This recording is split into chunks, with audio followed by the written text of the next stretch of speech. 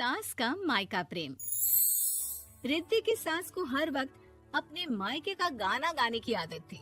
अरे बस करना माँ, मामा का ये किस्सा तो 50 बार पहले भी सुना चुकी है। अरे हाँ, तो क्यों ना बताऊं।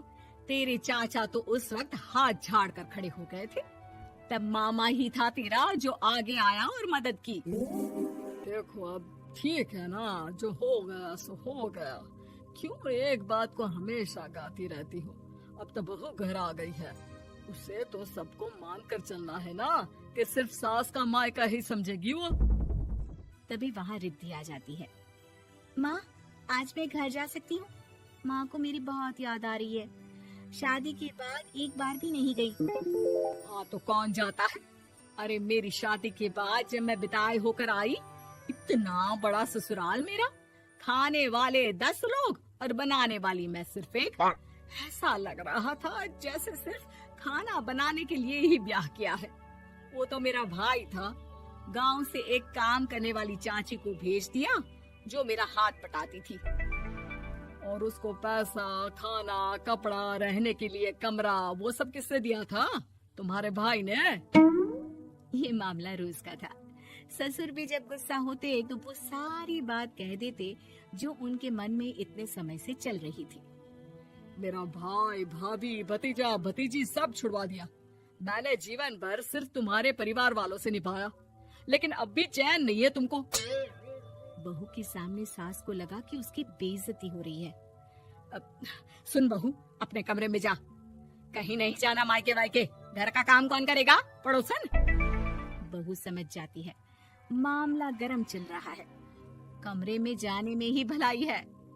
कमरे में क्या है? तुम्हारी माँ हर वक्त चिक चिक चिक चिक करती रहती है।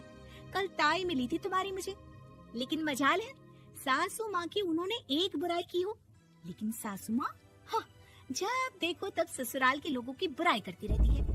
बेचारे पापा जी कितना मिस करते हैं अपने घर वालों को। मेरा तो बड़ा मन करता है कि ताऊ जी, चाचा जी और सब मिलकर रहे, ना साथ रहे लेकिन आना जाना तो ठीक से रखे। हिंदुस्तान और पाकिस्तान एक हो सकता है, लेकिन चाचा और ताऊ के परिवार के साथ हम लोगों का मिलन ना जी ना, कभी नहीं हो सकता। ये बात है। देखिए मेरे साथ ना ज्यादा चैलेंज मत करिएगा। ऐसा कोई काम नहीं है जो मैं नहीं कर सकती। ससुर जी जो कि बहू की बात सुन रहे थे सामने आ जाते हैं। अरे बेटा, तू ये कर सकती है तो प्लीज मेरा परिवार किसी तरह मुझसे मिलवा दे। सारी जवानी तो मैंने किसी तरह काट ली, लेकिन जीवन के इस पड़ाव पर बहुत याद आती है मेरे परिवार की। हाँ हाँ पिताजी, आप चिंता मत करिए, बस मेरा साथ देते रहिए आप दोनों। फिर देखिए कैसे माँ जी भी ठीक हो जाएंगी और पूरा परिवार भी एक हो जाएगा। थोड़ी देर बाद बहू सामान लेकर घर से निकल रही होती है कि मना किया था ना तुझे मायके जाने के लिए, फिर क्यों जा रही है? बहू कुछ कहती इससे पहले ही बेटा बोलने लगता है। क्या है माँ, वो घर जा रही है। वैसे भी उसके माता पिता ने मुझे 10 लाख दिए तब जाकर मेरा काम शुरू हो पाया, वरना तूने मेरे लिए किया क्या है? अरे वाह बेटा, बचपन से पढ़ाया लिखाया, तेरे दुख दर्द में जगी, और आज वो लोग तुझे सही लग रहे हैं। और फिर ससुराल में लड़की खुश रहे, ये तो मायके वालों की जीवन भर की जिम्मेदारी रहती है।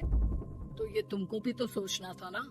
ताऊ जी ने पापा को पढ़ाया लिखाया, जब तुम नहीं आई थी तो पापा के लिए ताई जी ने पापा की माँ की तरह देखभाल की।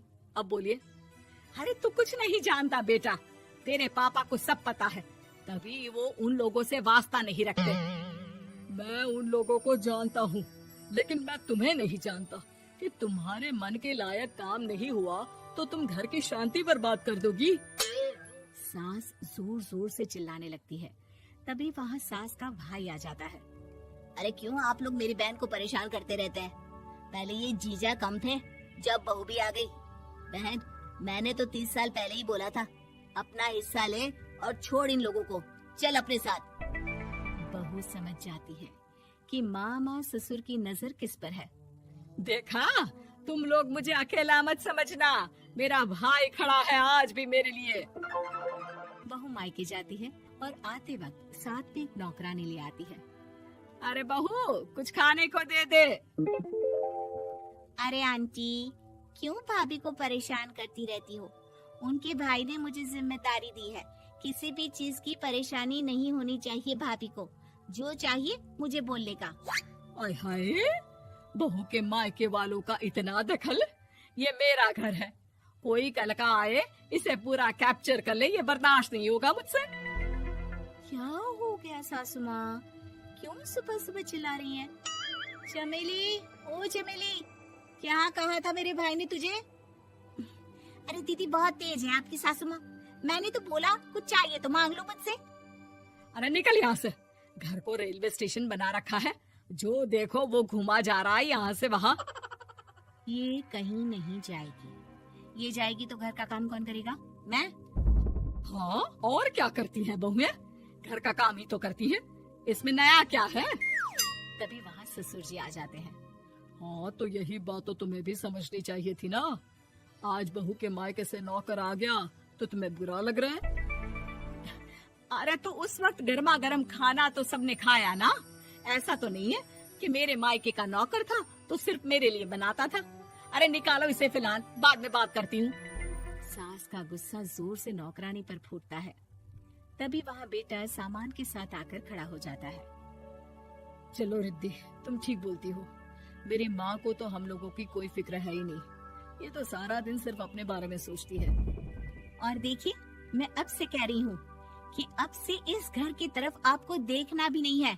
नहीं आना आज के बाद इन लोगों से मिलने। हाँ, बस कभी कभी दिन में 2 बार मिलने आ जाओ। नहीं, बिल्कुल नहीं। ससुर झूठा नाटक करते हुए। मेरी बीवी ने मुझे मेरे ही परिवार से दूर कर दिया, आज बहू मेरा इकलौता बेटा दूर कर रही है। हाय, कैसे जीऊंगा मैं? वाह, वो भाई जो आपको बेटे की तरह मानता था, उन्हें छोड़ने में तो दुख नहीं हुआ। आज खुद का बेटा छोड़कर जा रहा है तो कैसे जीऊंगा? बड़े आए। अब सास समझ चुकी थी कि उससे गलती क्या हुई है। मुझे माफ कर दे बहू, अब मेरी समझ में आ गया कि अपनों से दूर कर बीवियां पति का भला नहीं बल्कि उन्हें जीवन में अकेला कर रही है। मुझे माफ कर दे, मैं अब सबसे माफी मांग लूंगी। ससुर जी दूर से बहू को थम्स अप दिखाते हैं।